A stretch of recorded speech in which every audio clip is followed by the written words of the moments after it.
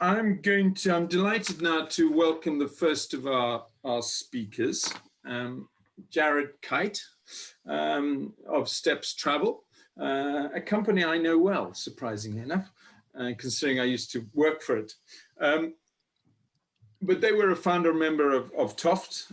They always been very innovative. They've kind of helped pioneer sustainable travel as here in the UK and really put a lot of time and effort to it. And they've been very good this last year in terms of trying to refocus on what they do and their mission. So I'm going to now hand over to Jarrod, and he's going to talk about his plan for signposting for sustainability. Really interesting scheme that they're looking to deliver, and worth realizing how much it involves all of both the DMCs they're using, but also the accommodation providers and indeed the airlines. So Jarrod, if you wouldn't mind, let's start the ball rolling with your first talk. And thank you for that introduction, Jules, and hello everybody. Lovely to be with you all.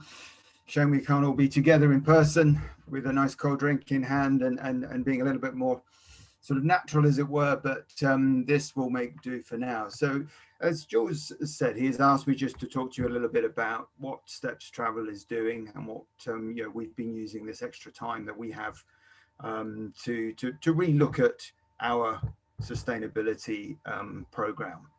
So I'm hoping you can all see my screen. So just quickly, what am I going to be talking about? I'm going to be asking why sustainable, and we're going to be looking at a time to reboot, looking at the climate and the circumstances that we're now working with and what we need to do to adapt to that climate. And then just have a look at what Steps Travel is working on at the moment under the headings of measure and improve, signposting, and influence. And then I will attempt to sort of round it all up by summarizing some of the points that I've made. So your why sustainable? Well, I hope I'm talking really preaching to the converted sort of springs to mind here. So what I really want to do though is ask the question, do we actually think that sustainable is the right term? I mean, sustainability is actually a very sort of passive word. What is it we're actually trying to sustain here? And doesn't sustainability actually imply that the status quo is okay, when actually we really should be challenging the status quo, because it really isn't okay? We need to be implementing dramatic changes to the way that we're doing things if we're going to have an industry that has a future. So, sustainability, it's almost sort of lost its meaning a little bit as well, I feel. It's almost become this sort of catch-all phrase that simply implies that you're doing the right thing. So we've certainly been looking at that. Steps MD Justin Wateridge is very good at throwing in questions. Just when you think you're on track, he'll throw in a question and think, actually, yeah, we perhaps really need to rethink this. And that's what we're doing. And so we're looking at trying to come up with a phrase, a term that's a little bit more dynamic, a little bit more sort of purposeful. I think a term that imbues the regenerative and the transformative qualities of travel that I think we all want to promote. And what we've arrived at is a term that I'm sure you've all come across, and that's positive impact travel. And that's the term that we're now using. Yes, of course, sustainability still has a place in the vocabulary, if you like, of what we're doing, but positive impact travel is the term that we are using now going forward. The acronym of PIT, we're not too happy with. We need to do a bit of work on that, but it'll do us for now. As for why we're doing this, well, as I say, I think we're all aware of that. It is an existential threat to our industry. The elephant in the room, which is of course carbon. It's an existential threat to our industry, your businesses, your community, the wildlife alongside which your community lives, to our environment, to our planet. And so it's very clear that we have to acknowledge it in order to come up with solutions. And so we feel strongly, not only do we have a vested interest, but we also have a moral imperative to look after the communities, the people, the wildlife, and the habitats in which our holidays operate, if you like, the sort of raw materials of our holidays. And let's not lose sight of the fact that it also makes commercial sense. We know that the market wants guilt-free holidays. And I don't for 1 minute suggest you use that as a slogan in your marketing campaigns. But I think essentially that's really what it boils down to. Your travelers want to feel that by traveling, they are not compromising the local people, the local wildlife and the habitat. On the contrary, they are having a positive impact. And it's up for us to put measures in place to enable them to do exactly that. So I said, there is a commercial imperative there, and just to sort of a few surveys, lots of surveys available online, of course. I've honed in on a couple here. STR, because it's a little bit more global. Their recent survey, I say recent, it was over a year ago now, just prior to the pandemic. Their recent survey shows that over about 48% of people surveyed said that they were looking for an environmentally friendly holiday option. And no surprises there that percentage is greater the younger the demographic. So certainly, if you look at the Gen Z demographic there, it's 56%. And also looking at YouGov, which is a bit more UK centric, and looking at what they did there on flight shaming, something we're all familiar with, gathered real momentum prior to the pandemic, thanks to Greta Thunberg and the work that she's been doing. And again, you can see there is this growing feeling of shame, of guilt about getting on a flight. And again, no surprises there that feeling is stronger with the younger demographic, the younger population. What I really thought was interesting, though, in all of this was that whilst there was this very strong desire to be environmentally friendly, and this 37% here is actually just a generic rather than just looking at through the lens of travel. While there is that growing desire to be environmentally friendly, a lot of people really just didn't know how to do it when it came to their sort of purchasing habits and their consumption, their consumer habits. They were struggling to find the best way. And so I think that really strongly indicates that there is work for us to do to help them in achieving that. So, why do I think it's time to reboot? Well, I think the pandemic has been a double-edged sword for many destinations around the world. I think at first, local people and wildlife enjoyed the improvement in the air quality, less people around, less noise pollution, cleaner beaches perhaps. But now we've seen the economic devastation of zero tourism 1 year on, and it is really starting to bite hard. So it is very clear that we need to restart the tourism industry. And I think because the habit of excessive travel, which, let's face it, we all saw before the pandemic, and perhaps we were all a part of in some way, that habit has been broken. So there is now this opportunity to really reshape the future, because the conversation has moved on, no question about that. So let's acknowledge the problem. Let's look for client-focused solutions. But let's not be overwhelmed by the issue, because when you stop to think of it, it can be really quite overwhelming. So let's identify what our aims are. Let's really go into real granular detail about that. Look at our aims and look at the means by which we can achieve them. And let's work sort of in incremental goals towards the bigger goal, the bigger aim. And importantly, we really need to be specific to our own businesses. Let's not be generic. Let's really home in on what we're doing, our businesses, and let's make sure those goals that we set ourselves are smart, that they are measurable. And so that's what Steps is looking at right now. It's the first sort of heading, if you like, of our positive impact strategy is measure and improve. And we very much buy into the belief that if you can't measure it, then you can't improve it. So what we're looking at the moment, a couple of things. We're looking at easy wins. We want to get the whole journey started with some real positivity and get some easy wins under our belt. So we're looking at our own office, our UK operation. We've managed to look at our carbon footprint there and already take measures to reduce that carbon footprint. We're also looking at our group tours. Steps Travel does around about 15% of its business is set departures. And we're looking at those group tours because they're off the shelf, very much tangible products that we can quite easily measure. Unlike our FIT business, which has so many different variables, it is quite difficult to know where to start. So we're looking at our group tours, as I say, and we've come up with this measurement here. And we thought what was important is that we find a baseline. We need something against which to benchmark. So we've measured the carbon footprint of our 2019 departures, pointless looking at 2020 because there were none. And we've now got that benchmark of 106 kilograms. That's the average carbon footprint per customer per day on our group tours. We've measured 2021, which we managed to reduce to below that baseline.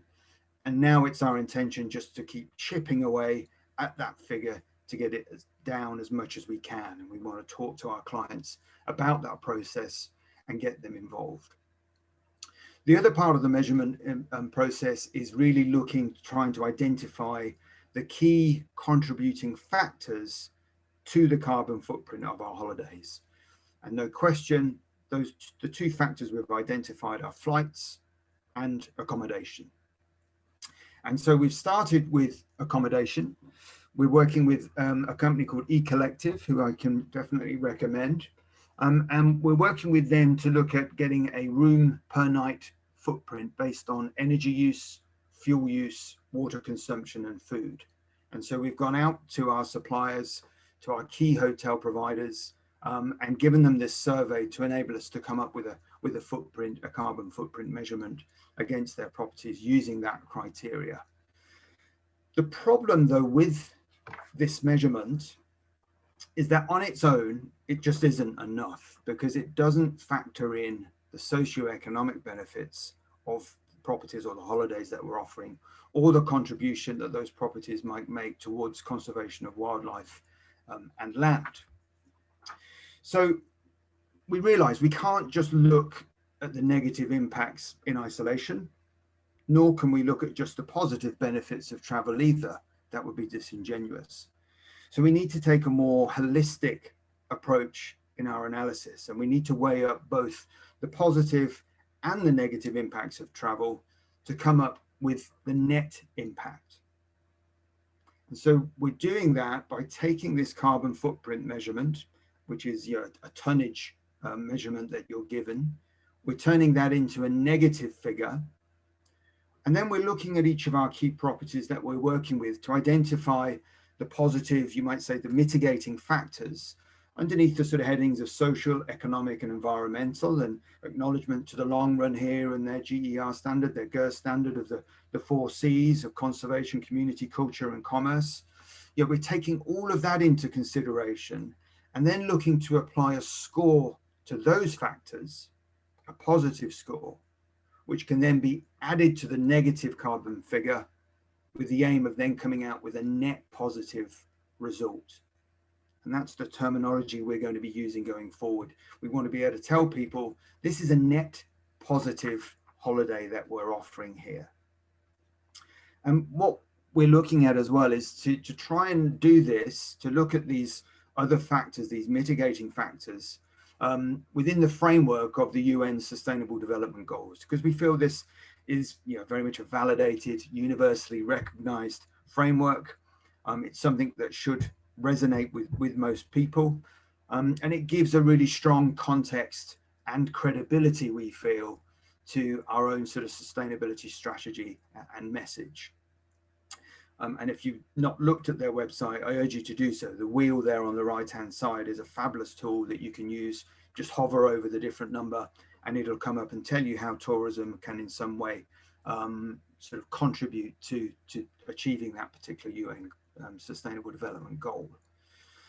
I think that what is important, whilst we can use this sort of pre-existing context, what is important that you also then come up with some of your own goals and your own sort of projects. And that's where our Steps Fund for Change comes in, where we've come up with 3 different projects under the banner of the Steps Fund for Change movement. The headings we've got there: conservation or rewilding. We've got female education as another really major project or goal for us, and renewable energy. So we've been supporting a PhD student at Oxford, for example, looking at nuclear energy, working with the Woodland Trust up in Scunthorpe, which is one of the most polluted parts of the UK, to replant some trees up in that area. So use that pre-existing context of the UN Sustainable Development Goals, but also work alongside that with your own sort of projects that are sort of homegrown, if you like, and very pertinent to you and your business. So in terms of those positive impacts, what are we talking about? Well, these are some of the things here that, you know, that we think are important and that do act as very strong mitigation to get us to a sort of net positive figure. And what I like about this is that, you know, properties can actually look at themselves from the point of view of, right, I can try and reduce my carbon footprint, but for some properties that might be very difficult to do. For those properties, fine, look at increasing your positive impacts instead. But obviously, ideally, it needs to be looking at both of those things holistically to try and get to that net positive figure.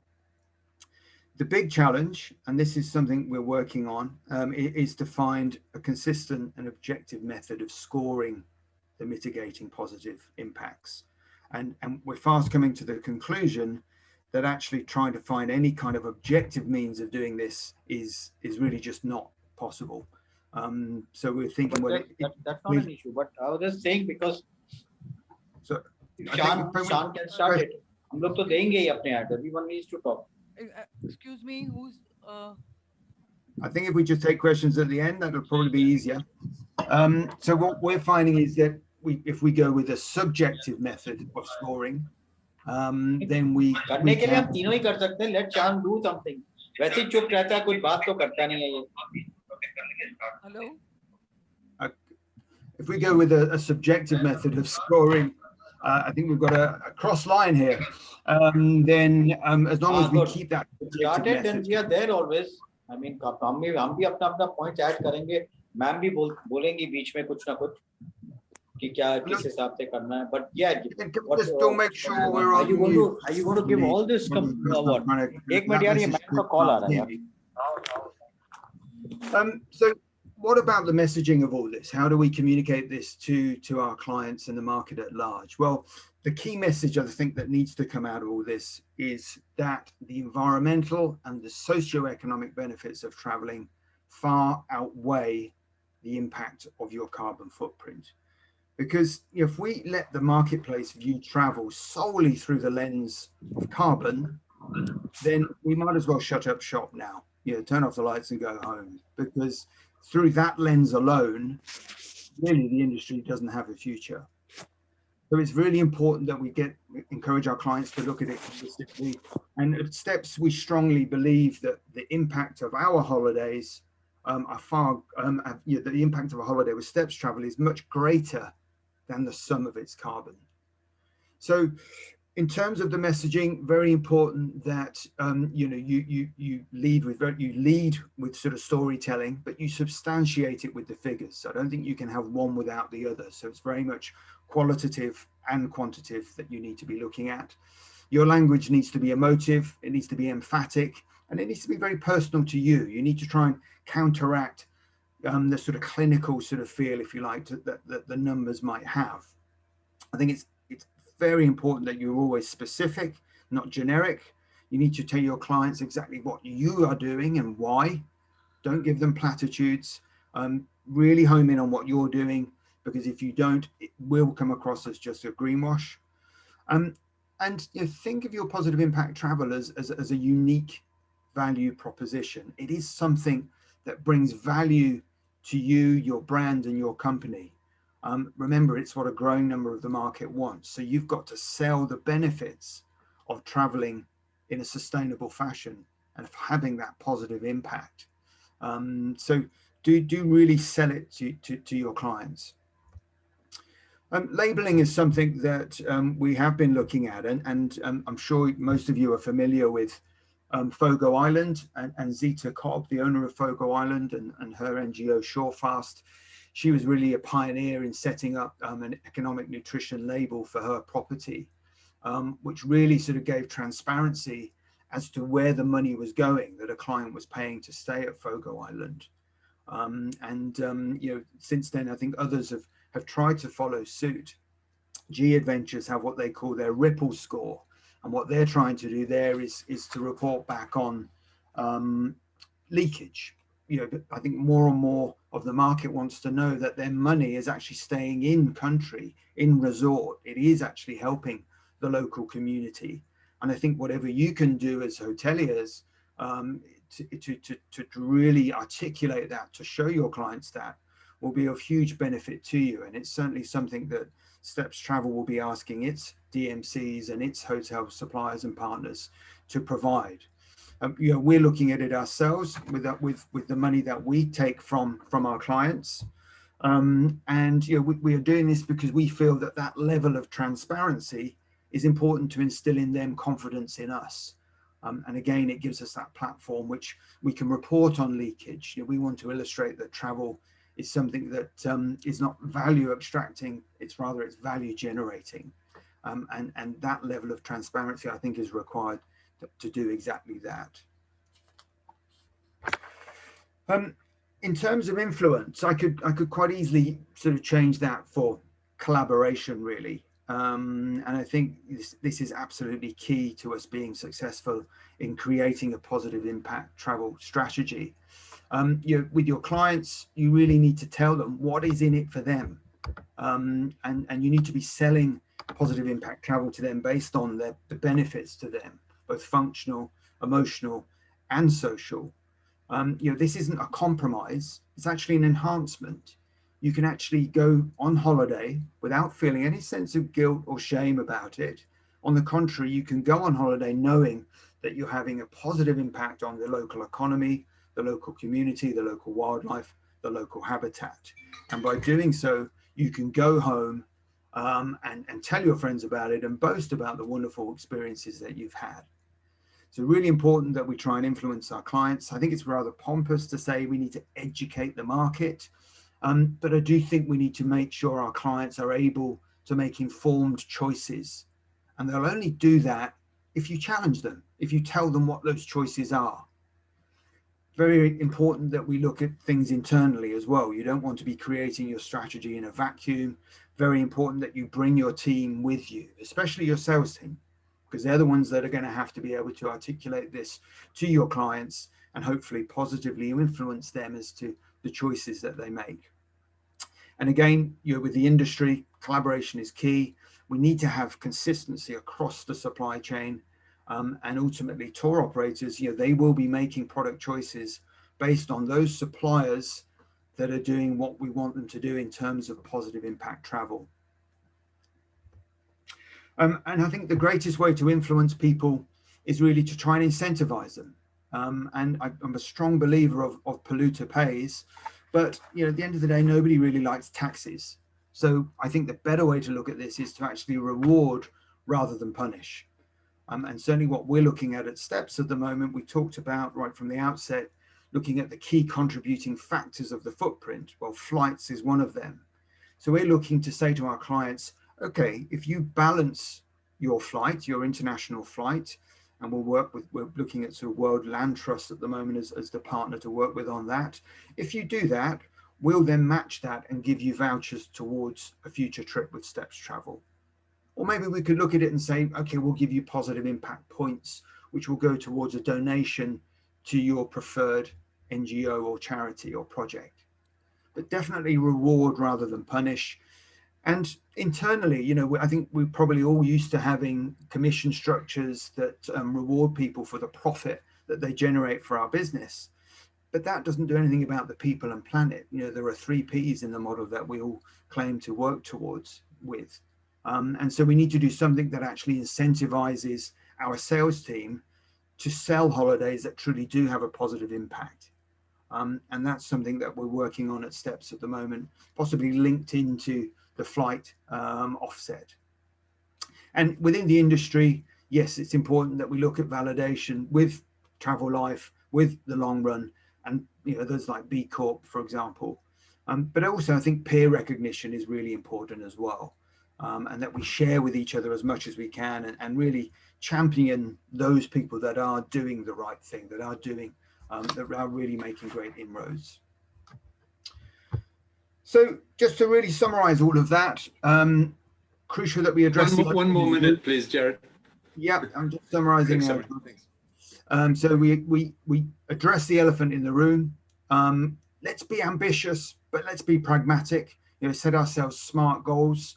We need to look at net positive. So it's a carbon footprint mitigated by the positive benefits of travel.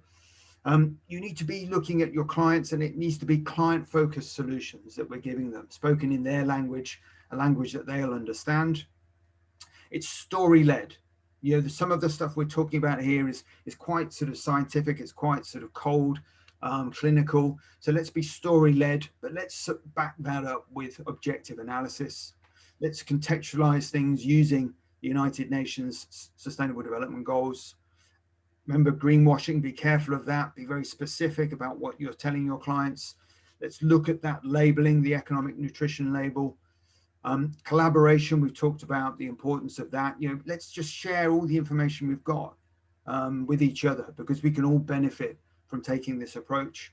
And be that challenger salesperson, challenge your clients, and give them different options, informed options, reinforced with incentivization. So I think at the heart of all of this, I think it's honesty. It's about being honest with ourselves. It's about being honest with each other. It's about being honest with our clients. We don't have all the answers, and we're a long way off creating the perfect matrix for that objective measuring of the net impact of travel. But I wholeheartedly believe that if we have to do this, and if we make this journey together with a spirit of openness and collaboration, we can learn and achieve a huge amount together. And I think in doing so, make travel the force for good that we all know it can be. Thank you. Jarrod, huge thanks. That was really, really stimulating, really different, really good to be pushing those boundaries. And it's very, very innovative. So very well done to Steps Travel for working on that.